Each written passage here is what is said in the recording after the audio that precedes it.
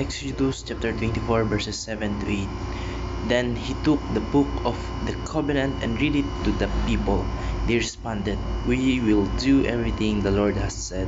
We will obey." Moses then took the blood, sprinkled it on the people, and said, "This is the blood of the covenant that the Lord has made with you in accordance with all these words."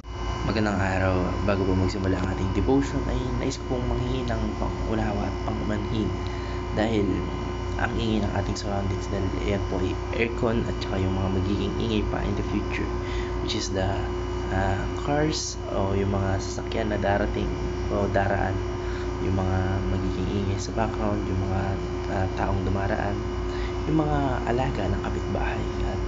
At mabalik tayo sa tatalakayin. Magandang araw.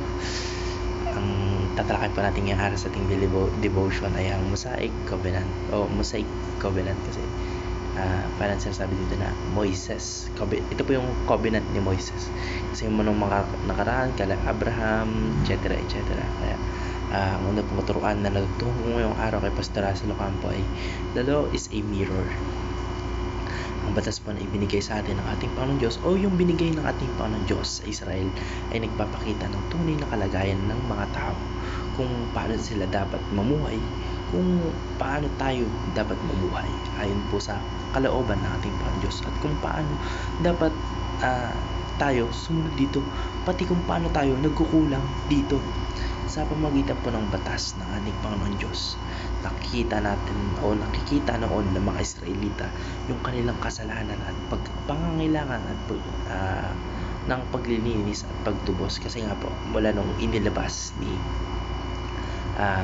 Moises yung 10 utos, dun mas na-realize o dun mas na-sink in sa mga Israelites o sa mga taga-Israelita na kung gaano kalala yung kanilang mga nagawang kasalanan, kung gaano nakalalim yung mga kasalanan nagagawa nila o nagawa na nila sa mga past lives nila.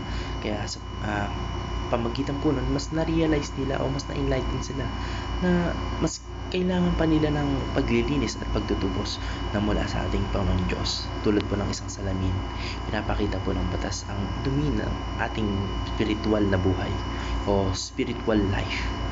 Pinapaunawa po nito na hindi natin kayang maging ganap na matuwid sa ating mga sarili. Kaya nga po, kailangan natin ang ating Panginoon Diyos. Kaya naman, ang batas ay hindi lamang gabay, kundi ito po isang paalala na kailangan natin ng biyaya at pagpapatawad mula sa ating Panginoon Diyos na sa New Testament po ay natupad sa pamagitan ng ating Panginoong Jesucristo. Ang natutuhan ko lang po sa pangalawang katuruan ni Pastor Russell Ocampo ay the law restrains evil.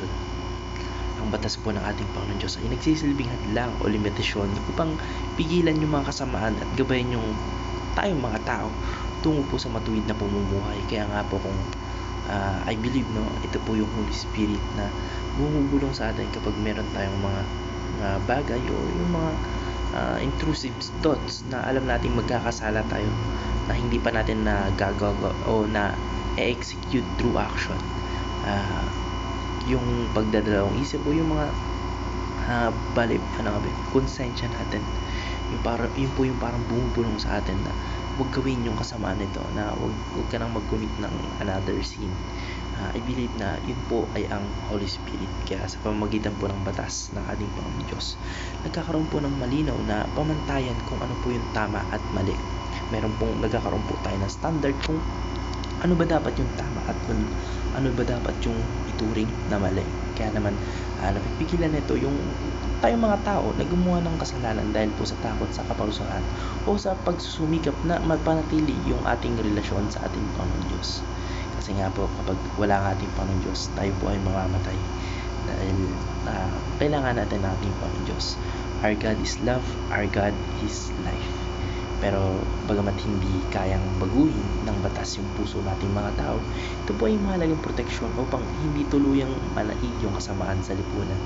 Kaya sa ganitong paraan po, ang batas ay isang instrumento ng ating Panginoon Diyos upang gabayan tayo mga tao at kanyang mga bayan at napanatiliin na nakatuon tayo sa kabanalan at sa paglilingkod sa ating Panginoon Diyos. Diyos. Ang natutuhan ko naman po sa pangatlong katarungan ni Pastor Russell Ocampo ay the law points to Christ. Ang batas po ng ating Panginoon Diyos ay hindi lamang gabay sa pamumuhay nating mga tao, kundi ito po ay isang anino na nagtuturo patungo sa ating Panginoon Diyos bilang kaganapan ng kautusan. Ito po ay nagtuturo sa atin o nag-give sa atin ng direction patungo sa ating Panginoong Kristo bilang kaganapan o bilang kautusan. Ang kautusan po ay isang tagapagturo na gumagabay sa ating mga tao upang maunawaan yung ating kasalanan at mas makita natin yung mga pangangailangan natin sa ating Panginoong Kristo. Kasi nga po habang tayo nagkakasala, mas nare-realize natin na we're born sinners. Hindi natin maalis yun. Kaya para maiwasan natin yung mga pagkakasala na parang given na sa ating mga tao, ay kailangan talaga natin ng ating ng presensya ng ating Panginoon Diyos. Kailangan natin ng tulungan tayo ng ating Panginoon Diyos, kasi nga po we can't live without our God. Hindi tayo mabubuhay nang wala ang ating Panginoon Diyos. Kaya sorry guys, may naging ingay sa tawag dito, kapitbahay, kaya medyo na-distract tayo. At mabalik tayo sa ating katuruan. Sorry po sa mga ingay sa paligid, yung mga motor, yung mga kapitbahay, yung aircon na kanina pa umiingay constantly. At ano nga ba, saan ako ba tayo? Ang ating Panginoon, nagkakasala po tayo mga tao. Habang nagkakasala po tayo mga tao, mas nare-realize natin na mas kailangan natin ang ating Panginoong Kristo, na ipinapakita po ng kautusan o ng law na hindi natin kayang sundin ito ng perpekto o sa sarili lamang natin. Kailangan natin ng gabay at presensya ng ating Panginoon Diyos. Kaya nangangailangan po tayo ng isang tagapagligtas, which is our Lord Jesus Christ. Kaya sa pamamagitan po ng dugo ng ating Panginoong Kristo, natupad yung tipan sa isang mas madakilang paraan. At yung dating paghahandog ng dugo ng hayop ay napalitan na ng kanyang ganap na sakripisyo. Kasi nga po yung context po rito dati sa Old Testament po, kung mababasa natin, kailangan pa ng tao na magsakripisyo o ng alay para makonect sila sa ating Panginoon Diyos. Kasi nga po yung sin, nagkaroon tayo ng invisible barrier. Yung God and humans ay na-separate because of sin, and kinakailangan nila ng alay para para ma-connect sa ating Panginoon Diyos. Pero sa pamagitan po ng pagkabuhay at pagkamatay at muling pagkabuhay ng ating Panginoon Diyos, ng ating Panginoon sa Kristo, ay siya po yung nagsilbing sakripisyo, o siya po yung imbis na mag-alay tayo ng mga dugo o ng mga hayop, ay wala nang ganun. Kaya kung mapapansin mo natin, kapag nananalangin po tayo, laging may sa pangalan ng ating Panginoon sa Kristo na aming tagapagligtas. Yan, amen.